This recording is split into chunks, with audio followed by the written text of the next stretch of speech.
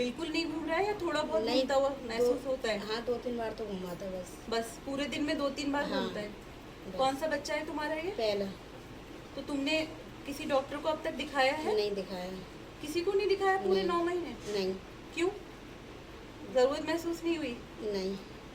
तो देखा आपने, इनका पहला बच्चा है, 9 महीने ऑलमोस्ट इनके पूरे होने वाले हैं और इनके बच्चे के मूवमेंट कम हैं। 3 से 4 दिन से इनको सिर्फ 3 से 4 बार ही बच्चे के मूवमेंट फील हो रहे हैं और ये घर में बैठी हुई थी। जब इन्होंने किसी अपने दूसरे से डिस्कस किया, किसी नोन से डिस्कस किया, तब ये उनके कहने पे यहाँ आई हैं। जब मैंने इनका अल्ट्रासाउंड कराया तो अल्ट्रासाउंड के अंदर डबल लूप ऑफ कॉर्ड आ रहा है, साथ ही AFI भी लो आ रहा है। तो अगर आपका पहला बच्चा है तो आपको सबसे ज़्यादा अलर्ट होने की ज़रूरत है, क्योंकि आपको सबसे कम अंदाज़ा होता है कि बच्चे के मूवमेंट कैसे होते हैं। जैसे ही 9वां महीना शुरू होता है, इस टाइम कम से कम आपको 10 से 12 बार बच्चे घूमता हुआ पूरे दिन में महसूस होना चाहिए।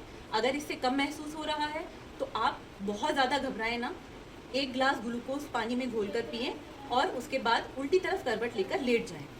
अगर 2-3 घंटे लेटने के बाद बच्चा 10 से 12 बार मूव कर रहा है तो ठीक है। अगर नहीं मूवमेंट फील हो रहे हैं, बहुत कम फील हो रहे हैं, तो फिर आपको जल्द से जल्द डॉक्टर से मिलना चाहिए।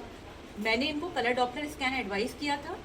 कलर डॉपलर स्कैन से बच्चे के आसपास जो ब्रेन को ब्लड सप्लाई जाती है उसकी पूरी जानकारी मिलती है। अभी बच्चा स्वस्थ है, लेकिन इनको अलर्ट साइंस बता दिए गए हैं और इनको रेगुलर चेकअप के लिए आना है। तो आप अपनी प्रेगनेंसी में बच्चे के मूवमेंट घूमने पर ध्यान दे रहे हैं या नहीं, मुझे कमेंट बॉक्स में बताएं।